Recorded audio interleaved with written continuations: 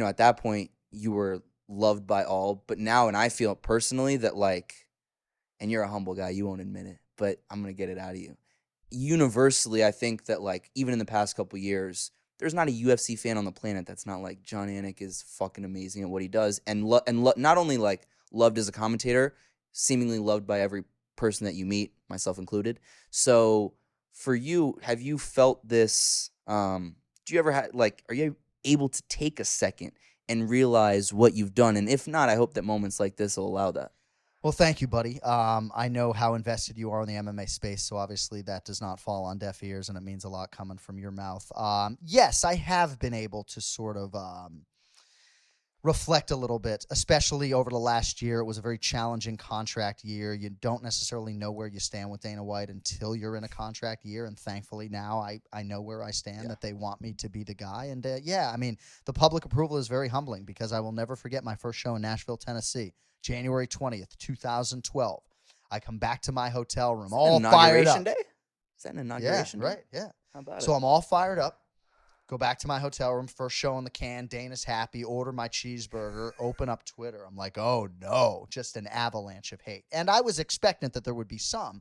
But again, you're talking about a new broadcast team. You know, Joe Rogan and Mike had done every single show, right? So there was an adjustment period, I think, for the fan base. And Dana was very wise to it. You know, he was like, people don't like change. Like, I didn't hire you to be Joe or Mike. We hired you to be yourself. You're doing the post-fight interviews. Let's go. You know, so they gave me a good pep talk. I was ready to go. But yes, certainly I feel like my public approval rating is a lot higher now than it was, 11 years ago. And obviously the public support from Joe Rogan has certainly helped, I hold him so near and dear. And if I could have anyone's approval other than a fighter on the roster, it would probably be his, because he's been in that booth forever. And he just embraced me to such an extent. I mean, we called fights together in 2012, 2013, and then I was elevated in 2017, and he embraced me every step of the way. Do you, and I hope, I mean, without getting into the fine details, it kind of feels like you're not replaceable, And I think that, and I hope that it kind of shone through in the contract,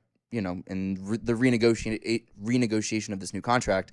But it kind of feels like at this point, I think UFC fans, if you did, or the day that you do, will be very upset at that. And I hope you're rewarded for that, more importantly. Well, thank you, man. Yeah, no, I feel taken care of. And, I'm confident in my skills, right? I mean, there was a time in my life where I never even would lean into, like, God-given ability, natural talent. What is that, right? But as I've gotten older, I've realized, you know what? I might not be the most creative writer in the world. I think my writing for television is pretty good, but I do feel like I have some orating skills, and I do feel like the promotion has recognized that. And, my bosses, Craig Borsari and Zach Candido, just said a lot of nice things to me once the contract was finalized. It took a little bit longer than I expected it to, but we're off and running 4 more years, and there's just no seat in professional sports for a play-by-play guy quite like this one, right? And you don't want to disclose your whole hand and tell the world that this is your dream job and thereby lose all your leverage, right? But when I thought about being in an outside world, and doing football will always have an appeal to me, but,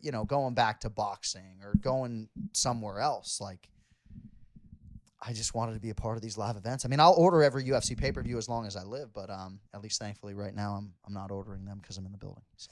For you, do you, as Jon Anik, strip away because when I was doing some of the prep, there's what does Jon Anik think about this card, this fighter, that fighter?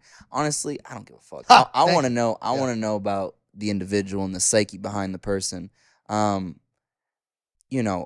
I want to know when you're in the hotel room and you've got the nerves that probably the fighters have different type of nerves.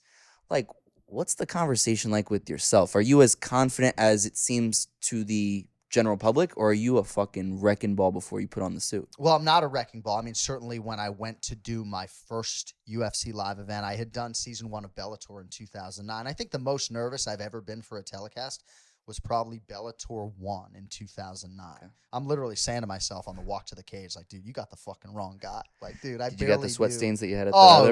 It was bad.